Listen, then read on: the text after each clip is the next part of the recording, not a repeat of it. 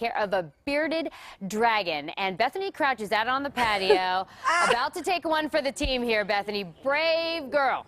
Yes, we've got the bearded dragon and a little tiny cockroach that's supposed to be breakfast for this guy, but our cockroach friend is a little escape artist, and our bearded dragon seems like he's a little bit more curious about being on TV than he is about breakfast at this moment. Dr. Jill joining us, our pet expert. Okay, here we go. No, I really don't think our bearded dragon wants breakfast right now. He needs to warm up a little bit. It's a little cold outside. He wants to be out in the sun a little bit longer. He is a really calm, cool guy. Yeah, these make great pets. You know, they've kind of taken over the iguana industry, which iguanas don't make good pets, but the beardies are really calm, great. They have nice longevity. They're pretty mellow. This is actually a male, and sometimes they can be a little more high-strung, but he clearly is very sweet, as you can see. He is a chill guy. What's the age range on these guys? They go till about 10 and sometimes more. Yeah, if you take good care of him, he'll get a little bit bigger. This is actually an adult male. He's about 2.5, Wally, and he's actually a hypomelanistic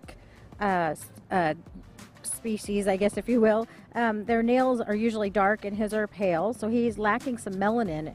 So he's not as brightly colored or as orange as some of them. They're a little more rare. He is so neat. Okay, so with the bearded, how do they get the name the bearded dragon? Well, they have these big, I don't know if you can see these quills here, or these spikes on the very bottom here. And they kind of puff out when they're mating. They look much bigger than they actually are. They're from Australia originally. These are captive bred, so they're not wild, so to speak. So they make really nice pets because they've been tamed up rather nicely. And plus, it looks like we can feed them things right from our garden or from our refrigerator. This is the kind of stuff right down here that this guy is going to love to snack on. Right. He loves strawberries. Apparently, his owner tells me that those are his favorite. We've dusted it. If you could see, it looks almost like Parmesan cheese, but it's not. It's actually calcium powder. Sometimes you can actually dip the roaches. I want to make sure people know about these doobies, too. They call them dubias. They're actually much safer. They're meatier. They don't climb. They last a lot longer. And a lot of pet owners don't know about these. They're much better than the regular roaches. So I would strongly recommend those. They have a higher protein source as well.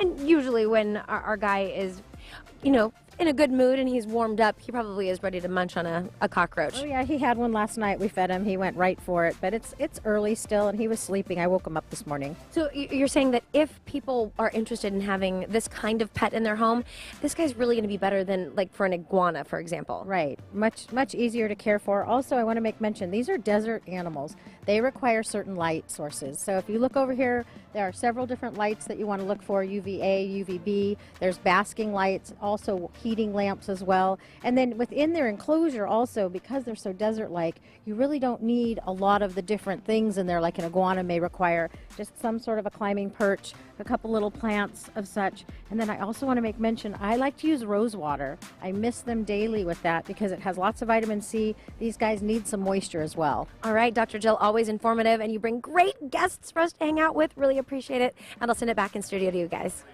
Misted with rose water. Wow, that's a well taken care of bearded dragon there. To schedule an appointment with Dr. Jill, just check out her website, drjill.com, or give her a call. The number's on your screen, 916-989-0738. Let's head over